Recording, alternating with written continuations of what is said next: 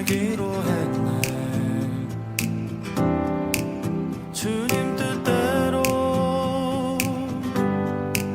살기로 했네. 주님 뜻대로. 여호와께 감사하라. 그는 선하시며 그 인자하심이 영원함이로다.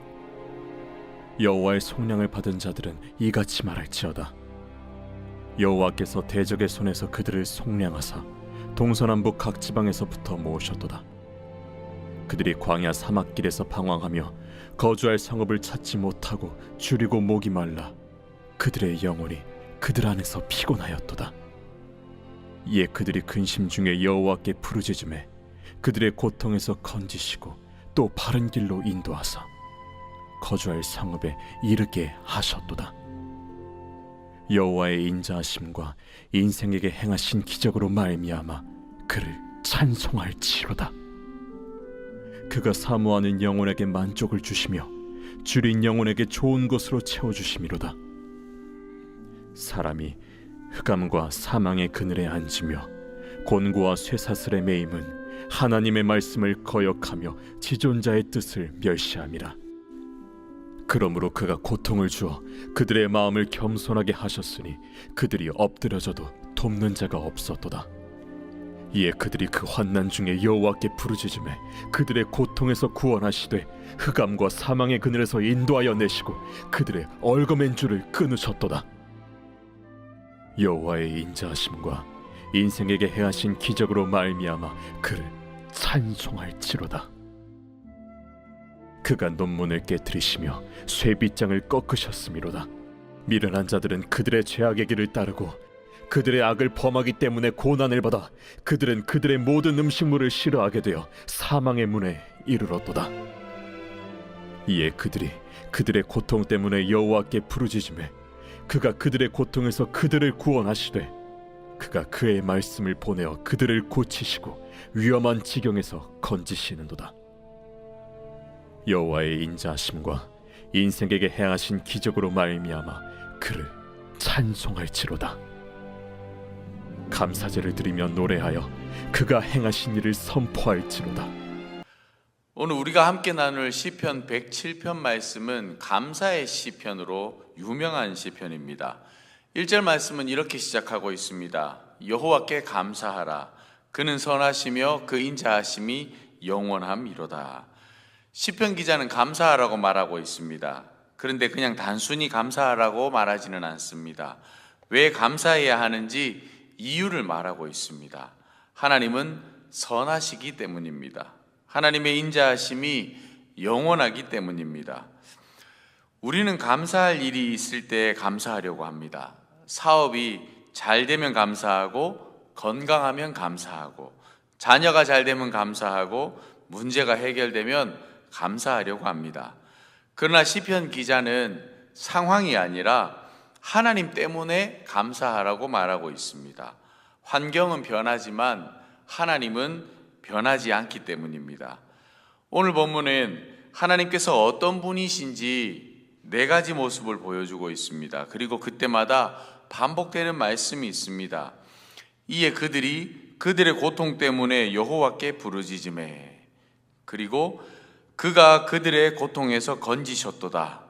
이것이 오늘 본문의 핵심입니다.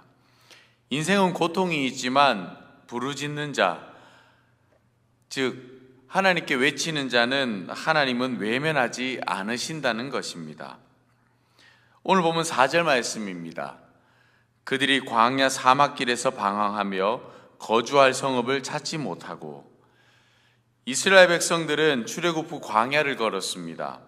광야는 길이 없습니다. 방향 감각을 잃기 쉽습니다. 낮에는 뜨겁고 밤에는 춥습니다. 먹을 것도 부족합니다. 본문은 단지 지리적인 광야만 말하는 것이 아닙니다. 인생에도 광야가 있습니다. 어디로 가야 할지 모르는 때가 있습니다. 앞이 보이지 아니하는 때가 있습니다. 열심히 살아왔는데 길을 잃은 것 같은 때가 있습니다. 청년들은 진로 때문에 광야를 경험합니다. 중년들은요, 관계 때문에, 경제 문제 때문에 광야를 경험합니다. 노년들은 건강과 외로움 때문에 광야를 경험합니다. 광야는 누구에게나 있습니다. 그런데 6절은 말합니다. 이에 그들의 고통 때문에 여호와께 부르짖으매. 그때 하나님께서 응답하십니다. 7절 말씀입니다. 또 바른 길로 인도하사 거주할 성읍에 이르게 하셨도다. 하나님은 길을 잃은 자를 버리지 않으십니다. 길을 만들어 주십니다. 인도해 주십니다. 한 등산객이 산에서 길을 잃었습니다. 휴대전화도 터지지 않았습니다. 점점 해가 지기 시작했습니다. 그때 그는 구조대가 들을 수 있도록 계속해서 소리를 질렀습니다. 몇 시간 후에 마침내 구조대가 그의 목소리를 듣고 발견했습니다. 구조대가 먼저 와서 그를 찾은 것이 아닙니다. 그의 부르짖음이 구조대에게 위치를 알려준 것입니다. 기도가 그런 것 같습니다. 하나님은 이미 우리를 찾고 계십니다. 그러나 우리가 부르짖을 때 하나님의 구원이 더 분명하게 나타난다는 것입니다. 길을 잃었다면 하나님께 부르짖어야 할 것입니다. 주님은 지금도 바른 길로 인도하십니다. 10절 말씀에 보면 이렇게 말하고 있습니다. 사람이 흑암과 사망의 그늘에 앉으며, 그리고 11절은 그 이유를 설명합니다. 하나님의 말씀을 거역하며. 죄는 사람을 묶습니다. 처음에는 자유처럼 보입니다. 그러나 결국 사슬이 되는 것입니다. 분노가 사람을 묶고요, 욕심이 사람을 묶습니다. 중독이 사람을 묶고요, 상처도 사람을 묶습니다. 용서하지 못하는 사람도 사람을 묶습니다. 본문의 사람들은 쇠사슬에 매여 있었습니다. 그런데 13절 말씀을 보면 그들이 하나님께 부르짖었다는 것입니다. 그리고 14절은 이렇게 기록하고 있습니다. 흑암과 사망의 그늘에서 인도하여 내시고 그들의 얽어맨 줄을 끊으셨도다. 하나님은 쇠사슬을 끊으시는 하나님이십니다. 사람은 끊지 못해도 하나님은 끊으십니다.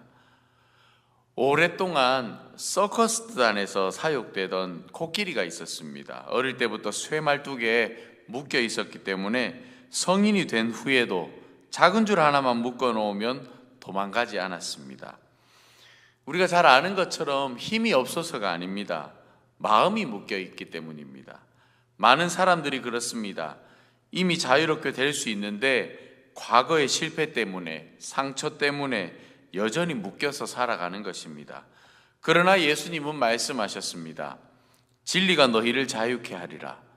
주님은 오늘 또 묶인 인생을 자유롭게 하십니다. 17절은 말합니다.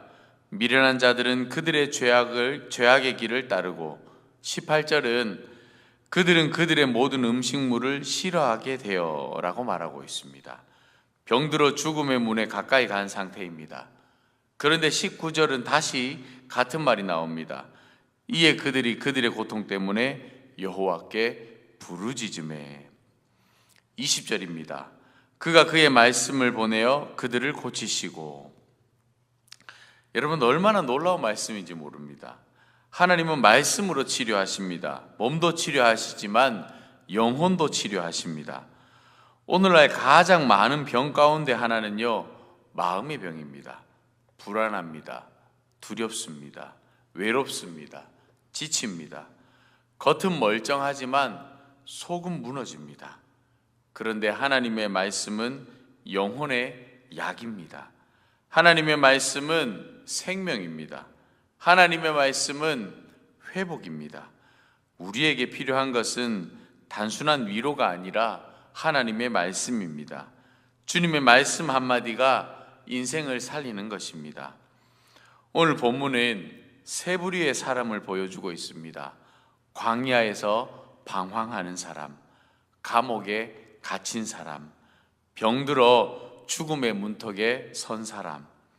공통점이 있습니다. 모두 한계에 부딪혔다라는 것입니다. 그리고 또 하나의 공통점이 있습니다. 모두 하나님께 부르짖었다는 것입니다. 그리고 마지막 공통점이 있습니다. 하나님께서 모두를 건지셨다라는 것입니다. 우리의 문제보다 하나님의 은혜가 더 큽니다. 우리의 실패보다 하나님의 사랑이 더 큽니다. 우리의 절망보다 하나님의 구원이 더 큽니다. 그러므로 여러분 오늘도 부르짖으시기 바랍니다. 그리고 구원하신 하나님께 감사하시기 바랍니다. 여호와께 감사하라. 그는 선하시며 그 인자하심이 영원함이로다. 아멘. 기도하겠습니다. 사랑과 은혜가 풍성하신 하나님, 오늘 시편의 말씀을 통해 우리를 향한 주님의 선하심과 인자하심을 다시 한번 깨닫게 하시니 감사합니다. 광야 같은 인생길에서 방황할 때에도 우리를 바른 길로 인도하여 주시는 주님을 찬양합니다. 어둠과 결박 가운데 있을 때에도 우리를 자유롭게 하시고 상한 마음과 병든 영혼을 말씀으로 치유하시는 은혜에 감사를 드립니다. 주님, 혹시 지금도 길을 잃고 헤매는 성도들이 있다면 주님의 손으로 붙들어 주시옵소서. 삶의 무거운 짐과 죄의 결박에 묶여있는 이들이 있다면 모든 사슬을 끊어주시고 참된 자유를 누리게 하여 주시옵소서. 몸과 마음이 지쳐있는 이들에게는 하늘의 위로와 회복을 허락하여 주시옵소서. 우리가 문제를 바라보며 낙심하기보다는 하나님을 바라보며 소망을 품게 하시고 고난 속에서도 원망보다 기도를 선택하게 하시고 응답받은 후에는 잊지 않고 감사하는 삶을 살아가게 하여 주시옵소서. 특별히 우리의 가정과 교회를 주님의 은혜 가운데 붙들어 주시고 어떤 상황 속에서도 여호와께 감사하라. 그는 선하시며 그 인자하심이 영원함이로다 라고 고백하는 믿음의 사람들이 되게 하여 주시옵소서. 오늘도 우리의 부르짖음을 들으시고 가장 선한 길로 인도하실 주님을 신뢰하며 우리를 구원하시고 회복하시는 예수 그리스도의 이름으로 기도합니다. 아멘.